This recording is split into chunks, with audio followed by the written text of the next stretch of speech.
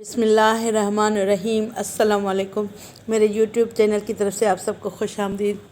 صادق و امین صلی اللہ علیہ وآلہ وسلم کی جھوٹ سے نفرت۔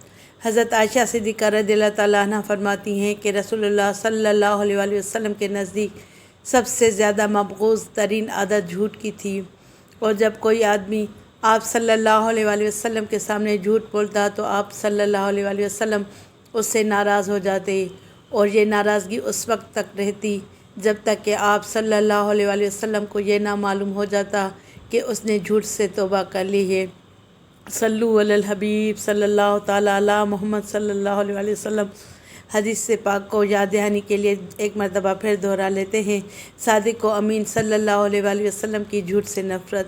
حضرت عائشہ صدیقہ رضی اللہ تعالیٰ عنہ فرماتی ہیں کہ رسول اللہ صلی اللہ علیہ وآلہ وسلم کے نزدیک سب سے مبغوض ترین عادت جھوٹ کی تھی، اور جب کوئی آدمی آپ صلی اللہ علیہ وآلہ وسلم کے سامنے جھوٹ بولتا تو آپ صلی اللہ علیہ وآلہ وسلم اس سے ناراض ہو جاتے، اور یہ ناراضگی اس وقت تک رہتی جب تک کہ آپ صلی اللہ علیہ وآلہ وسلم کو یہ معلوم نہ ہو جاتا کہ اس نے جھوٹ سے توبہ کر لی ہے۔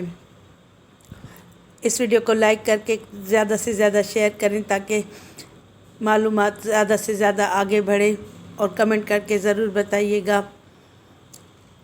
میرے چینل کو اگر آپ نے سبسکرائب نہیں کیا تو سبسکرائب کر کے بیل آئیکن کو دبائیں تاکہ ہر آنے والی نئی ویڈیو کا نوٹیفیکیشن آپ کو سب سے پہلے ملے۔